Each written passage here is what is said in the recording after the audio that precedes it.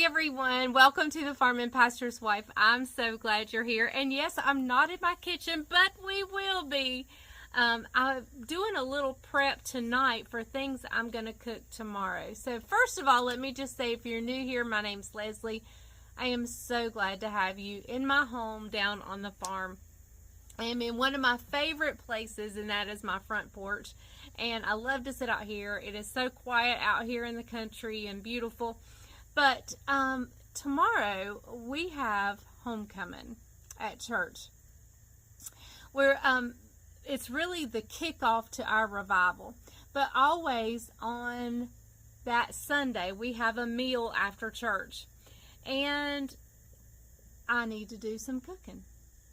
So I will probably put everything together first thing in the morning. And that's what I'm going to share with you guys. But first, I wanted to kind of go over what I did prep-wise to get things going. I had a pack of, I think it was 5 chicken breasts. I put those in a pot with some water, with some onion, with some bouillon, and some poultry seasoning, some salt and pepper, and boiled that until they were nice and tender. I took 2.5 of them out and saved the broth because we're going to use the broth. We're going to just be making a good old-fashioned southern chicken pie. Not a pot pie, not a chicken pie with vegetables, just a chicken pie. Plain old southern chicken pie. And so I saved the broth and put some tinfoil on it, stuck it in. I strained it. I strained all the stuff out and then saved the broth, stuck it in the refrigerator. I took 2.5, I divided my chicken in half. So I did 2.5 chicken breasts and then 2.5 chicken breasts. I took everything out of the pot. I put 2.5 back in, took my hand mixer, shredded them up real quick. Took that shredded meat out and put it in one Ziploc bag. I then took the other 2.5 chicken breasts and did the same thing and put it in an individual bag. That way I don't have to divide it out in the morning. It's already been done and so forth. So I added just a little bit of water and broth back to the bag just so they stay good and moist. And I ziplocked the bag up and stuck them in the refrigerator along with the chicken broth. Now, in the morning, we'll get it out, and we will make 2 chicken pies, crust and all. And our chicken pie, it's kind of a pourable crust, and then it puffs up as it's baking. So we will do that in the morning. But I wanted to give you, like, the preview of what I did that I did not film. I did not film me boiling the chicken. But however you prepare your chicken, to be shredded up into casserole, or you may use a rotisserie chicken, that's totally fine. You may do yours in the air fryer, that's totally fine. You may roast it, you may boil it. Whatever you do to prepare your chicken is what you need to do ahead of time. So that's what I've done. And Bryant is at the local high school football game. It was scheduled for Friday night, but it was postponed due to the tropical storm, the Hurricane Helene coming through. So we have postponed it to tonight, and so they are doing concessions. So I stayed home to kind of cook and get ready. So now I'm going to go and get other things ready, like my clothes for tomorrow, because I'm going to have to get up early in the morning. And I want to go ahead and wash my hair tonight and get that done. So I'm going in, and I'll see you guys bright and early in the morning. Let's get these chicken pies going. It is Sunday morning. It is about 5:45 in the morning. I haven't even had a cup of coffee yet, but I've got to get these in the oven so I can go get ready and not worry about them. So I told you last night how I did my chicken, and I divided it up per pie already. So we're gonna just put this chicken in the bottom of our pan. And I'm just gonna spread it apart kind of on the bottom of this pan. And I did add a little bit of chicken broth and water just to keep it nice and moist in there. And I believe that did the trick. It is super nice and moist. Right, I probably should have sprayed the sides. Let me get some butter spray and I'm just going to spray along the sides.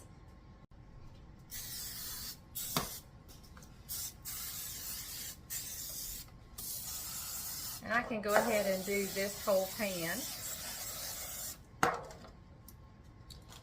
And we're going to get this chicken into this pan.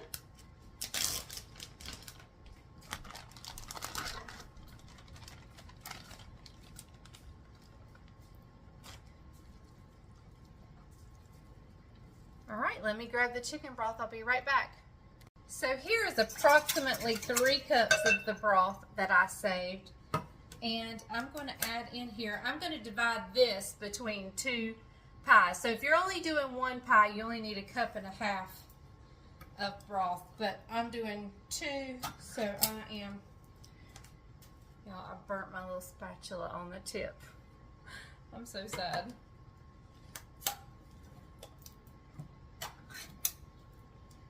And if you were doing 1 pie, you would only need 1 can of soup. But since I'm going to divide this among 2, I'm going to use 2. And I like to use these silicone spoons or spatulas just to, it helps you get everything out of the bottom.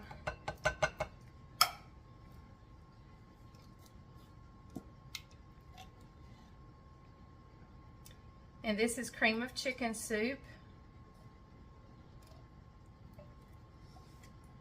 And this is kind of going to become our gravy or our liquid in the pie. And if I had more time, what I would do is I'd take some of that broth and clean out the cans and get every last morsel of it. But I'm in a little bit too much of a hurry this morning to do that.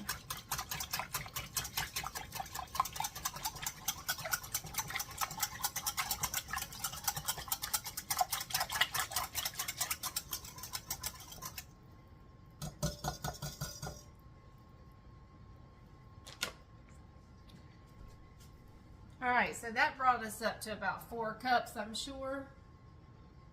A little more than 4. So I'm going to divide this in half among our pies. And you want to do it right when it's whisked, because you don't want anything to settle.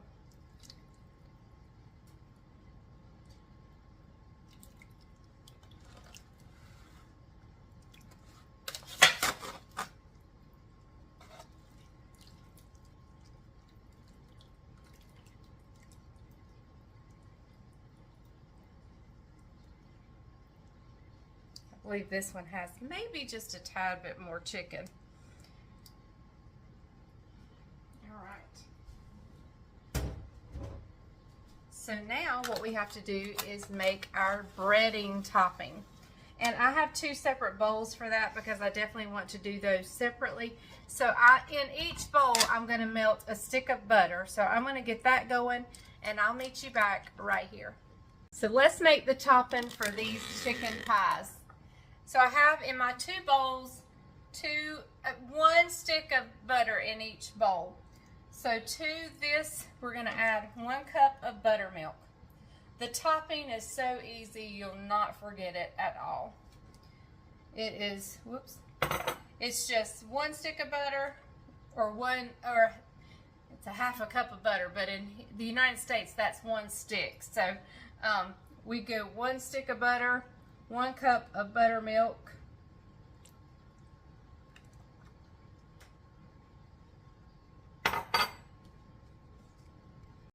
and 1 cup of self-rising flour.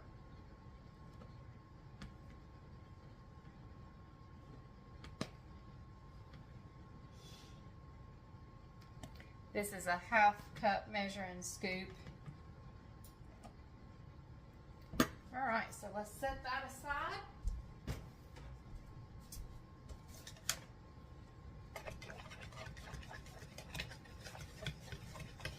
And we're going to give this a whisk.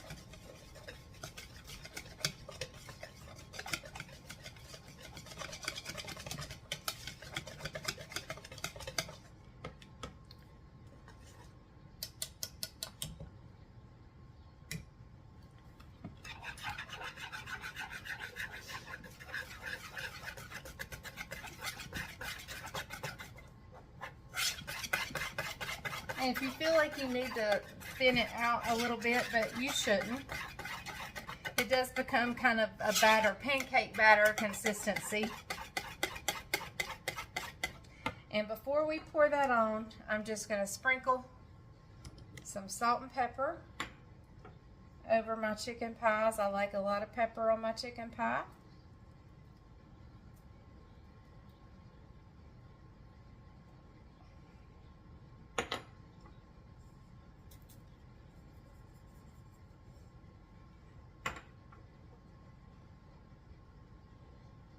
Be sure I get all that buttermilk out. Okay. So now we're just going to take our pie and we're going to dollop or drizzle the best we can our breading.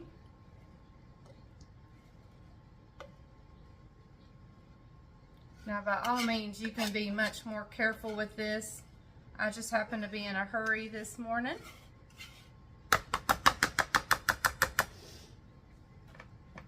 Grab my spatula I used for the soup because I don't want to leave any of that breading behind. We're going to get this in a 350-degree oven. I'm not exactly sure how long it'll bake, but I'll come back and let you know. And I'll write this down in the description as well.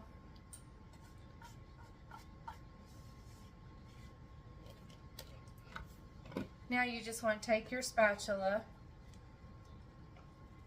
and kind of spread it out. It's okay if that little gravy comes up on top. That's no problem whatsoever. I've got a corner over here that needs a little bit, so I'm gonna. All right, so we're gonna get this in the oven and I'll see you back in just a little bit. All right, everybody, here's our chicken pies. We had a little bit of a faux pas with the chicken pie. Hang tight and I'll tell you what that was, but they look delicious and they're going to still be delicious no matter what. So let me tell you what happened to the chicken pie. I'm all ready for church except for my lipstick. I do that in the car. But my chicken pie, my sweet husband got up before I did and he turned the oven on immediately because he knew I was going to need it and it needed to preheat. So he went ahead and turned it on and oh, that was such a lifesaver. We were a little late, so it turned on. Yeah, we overslept a little bit. His alarm didn't go off because his phone died. And so we overslept a little bit. So he had turned the oven on and I mistakenly did not check to see what he had set it on. He set it, he just turned it on, basically. He just turned everything on just to get it hot. And I did not go back and check to see what he had it set on. And he had just he didn't even look either. So he had turned it to 450 and had turned it to high bake instead of convection bake. And I didn't look. That's my fault. So, anyway, so one's a little bit browner than the other and they've baked a little bit uneven. But that's okay. They're still going to be delicious. They're still going to be good. It's not going to hurt nobody. In fact, somebody who likes good crust and done crust, they're going to love that. So, all right. So I'm going to wrap it up with tin foil and we're going to head out to church. We may or may not get to see the taste test because if people come through and they empty them out before we get there, you won't know.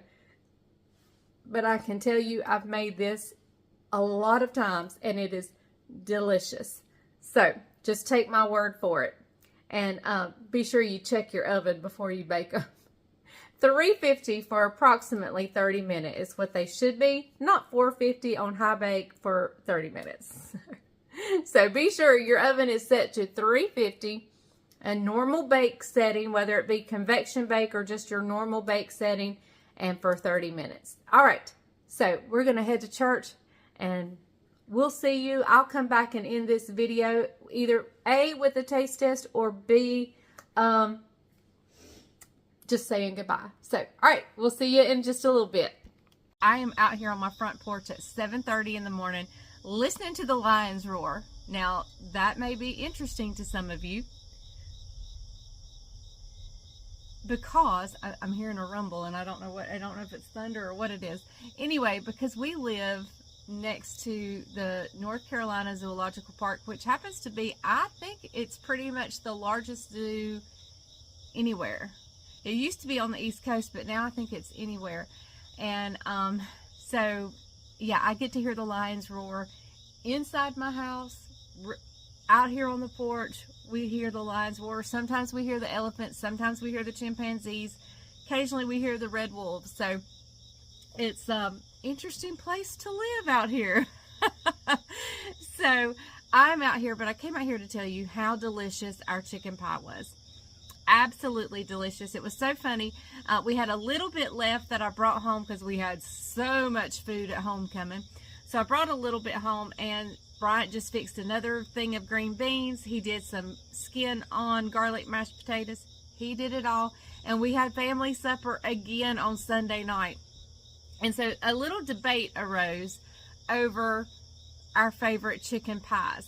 Now, to me, this is just good old-fashioned chicken pie. And then you guys know, if you've been following me, I make a chicken pot pie that there is nothing homemade about it. It is literally opening up cans and putting in a bowl and then putting it in a pie crust.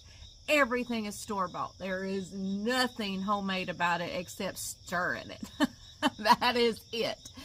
And so, although my family loves this old-fashioned chicken pie, or my children love this old-fashioned chicken pie, they prefer the pot pie with the vegetables and the one that's nothing homemade about it.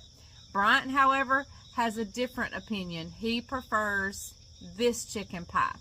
Now, for me, they're just absolutely two totally opposite things, and I don't even compare them because they're so, to me, you know, if I'm wanting a good old-fashioned chicken pie, I'm going to make this one. If I want a chicken pot pie, I'm going to make the other one. It's like having beef or chicken. To me, it's just totally different. They're not even on the same, I can't even say which one I like better because to me, they're not the same. So, anyway, that was the debate. But Bryant says, Leslie, this is my favorite. So I said, okay, you're the one I cook for the most now, so now I know. But anyway, it was delicious, and we were able to have it Sunday night for supper, and the kids rode the four-wheelers and just had a great time. We've had some great family days. So I'm going to share with you a few pictures from after our Sunday supper. And but I'm going to go ahead and say goodbye here, and then we'll end it up with the pictures. So thank you guys so much for joining us. Bryant right now he is at the church. We are taking donations. We're going to take a tractor trailer to the mountains of North Carolina that were so terribly devastated. Thousands are missing, I understand. People have lost homes. There's no power, no Wi-Fi. It is devastating in the western area of North Carolina. And as I know, it is also all the way up from Florida through up to North Carolina. Everybody was hard hit. I know I watched the other day, my friend Tammy and Chris had to actually leave their home because they didn't have any power, and they went to her hometown of Collard Valley, and I'm so glad that they're safe. And but if you haven't checked out their channel, please go do so. It's Collard Valley Cooks. But devastating things have taken place. But Bryant is at our church where we have a tractor trailer that's been brought in, and we are taking donations, and we're going to be, we won't be headed up there, but the tractor trailer will be headed up to the mountains of North Carolina, probably, I'm assuming Friday, because our last day of donations, I mean, the truck may be full before Thursday, but we've set it up to take donations through Thursday. So I'm assuming the truck will head up sometime around Friday. So, all right. Thank you guys for joining us. I appreciate you. Be sure to be praying for those all the way up the East Coast, from Florida to North Carolina and Tennessee, things that were so hard hit. Please be sure to pray for those. I know there's devastating, there's wildfires, there's things all over, and this just happens to be close to us, so it's on our hearts. So be sure to pray for everyone who is dealing with any type of natural disaster. And thank you guys so much for being a loving and praying community. I appreciate you all so very much. Thank you for joining us. And remember, if the grease is hot enough, you can fry anything. Bye, y'all.